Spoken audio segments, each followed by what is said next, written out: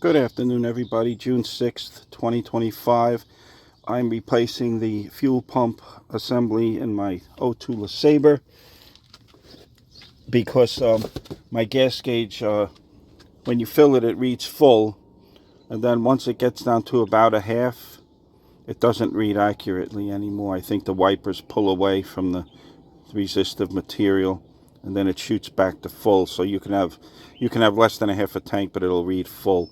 So the pump works great. It's just the really the fuel sending part, which is this, that's not working anymore. And it just makes sense. It's an old fuel pump, so you can just replace this part, but that's silly. If you're going to go through all the trouble, you should replace the whole assembly. And there's also a tank pressure sensor there that could be old, so you might as well replace it. I'm going with the Delphi part. Well, this is the locking ring. You could see the part number on that. And the Delphi part, I'm going to, hold on, let me put this down a second. Here's the Delphi part number, FG0347. This was about $180. And I took all my stuff out of the trunk already. I really got to shed some weight back here. And the fuel pump is back there under the rug. There's an access door. I've already done one of these on a Park Avenue, so this one's the same. So I'm not going to make a how-to video, but I'm just going to, take a few video clips along the way while I'm doing this job. The way I do this job is I do cut the old harness and solder the new harness onto it. Your new fuel pump might come with a new harness, and you may have to splice in 4 wires. So I cut the old connector off, and I use a soldering iron. I have my shrink tubing here. This is heat shrink, and then I use my heat gun. So that's the way I do it, because I don't like those crimp connectors. My battery's already disconnected for safety, and that's it. See you later.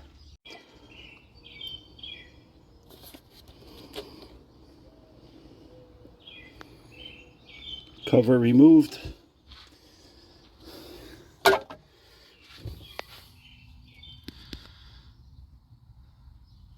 And there she is.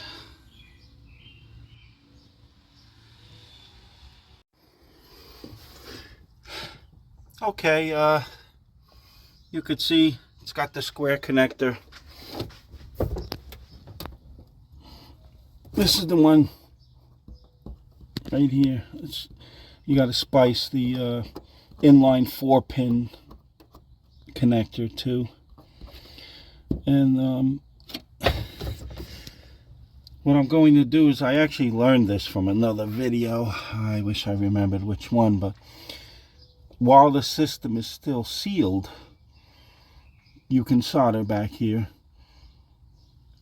At least I'm going to, because it's a sealed system, so there's no fumes. I did not do it that way when I did the Park Avenue. I did a 2000 Park Avenue, and I think I put the new fuel pump in, then replaced the connector on the harness afterwards. But I think it's safer. I like the idea of leaving it sealed and then putting your new connector on right now at this stage, before you disconnect anything, before you get the locking ring off. Just do your connector. I'm going to solder it now. You got to cut it, splice it, solder it, shrink tube it, then it'll be good for another 20 years. Now I just disconnected. This is '02 LeSabre. See this square connector? This is the one you're going to be cutting off. Now, the instructions show you how to free up some slack in the harness under the car, but there's plenty of room here for me to what I'm going to do is untape the end of the loom, the wire loom stuff here, this plastic jacket that protects the wires. So you're going to untape that, and then you can pull out these 4 wires. Make sure you cut off the correct connector as close to the connector as you can. And that's this, once again, that's this one here. So I'll be cutting these 4 wires, then removing the tape. I'm going to remove the tape, and then I can get the wires, give me some freedom with the 4 wires that I have to solder to. Here's the new connector that mates with the new fuel pump. They don't use the 2x2 connector. They use the 1x4, and you're not going to need this blue locking thing anymore. And then this is the other connectors for the fuel tank pressure sensor, which is this. That doesn't change, so leave that one alone. Don't touch this. Don't touch this one. Okay, so I freed the wires from the harness. Then I have to I'm going to untape this piece here. Untape this piece of tape that what they did was they taped the wires together first, then just continued with the same piece of tape to hold the lumen.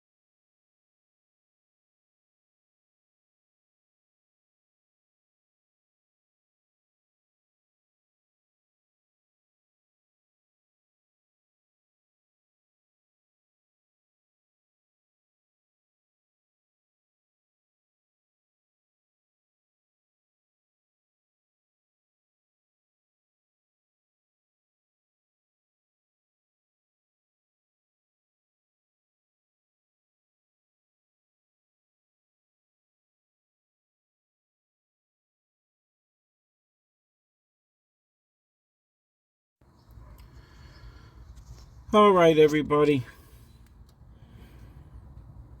It's all done, except I just have to put the, you know, the cover back on there. This guy. So that's it. The hardest part was getting the old pump out. It must have expanded the plastic, so I just wrestled it out with some little screwdriver and some needle nose to pull in the plastic against the rods, and the other hard part was getting this ring seated with the bump in the correct spot. I just used a you know, that big screwdriver here and a hammer. This took me most of the morning and early afternoon to do. So, you have to make sure that rubber gasket doesn't pop out. So in order to do that, you press the pump down with the ring, and then you seat the ring, get the ring caught. And your fuel lines are on when you're doing that, by the way. Before you seat the pump, you put the fuel lines, the fuel line and the vent line back on there. So that's about it. Plug in your connectors, make sure they click, and you're good for another 20 years, hopefully. Sorry, I ran out of memory in my phone. I would have made a video, but I'm going to, you know, this video will help because I'm going to have a lot of pictures and captions explaining what's going on. Here's the old ring. So I'm using the Delphi pump and the new Delphi ring there. Thanks for watching, everybody. Oh, the last thing to do is I'm probably not going to show this on video, but I'm just going to start it, make sure there's no leaks here before I put the cover on. I've been breathing fumes all day long. Thanks for watching, everybody. Take care of your cars. Patience, patience, patience. Do it right. Don't buy cheap parts. I can't believe some people put a $30 part in. I guess they like changing their fuel pumps. Okay. See you later. I hope this fixes my gas gauge.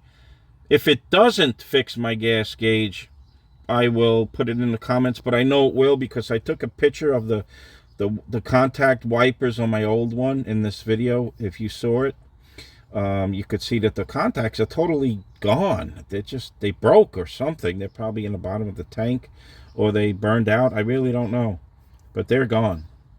Okay, bye-bye. There's the finished product. Of course, I have to reconnect my battery first, so don't forget to do that. Okay, bye-bye.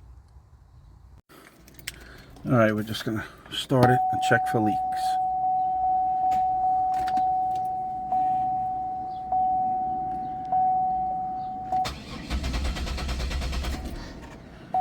So far, not good. Give it time.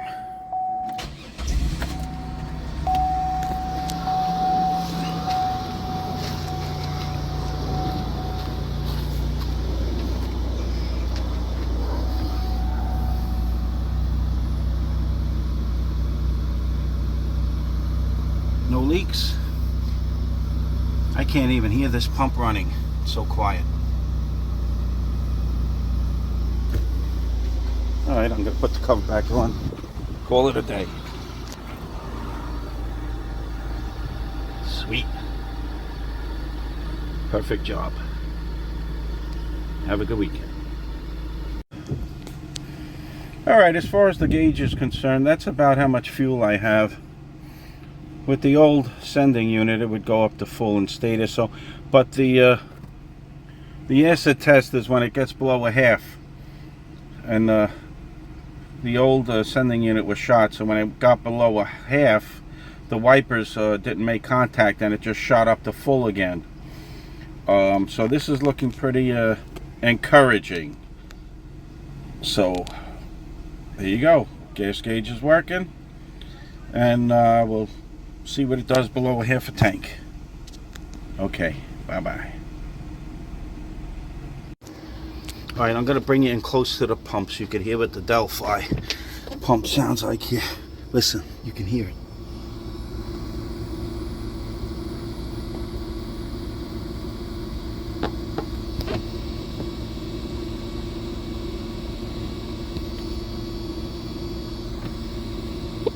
Can you hear it? It's pretty quiet. Okay, bye-bye.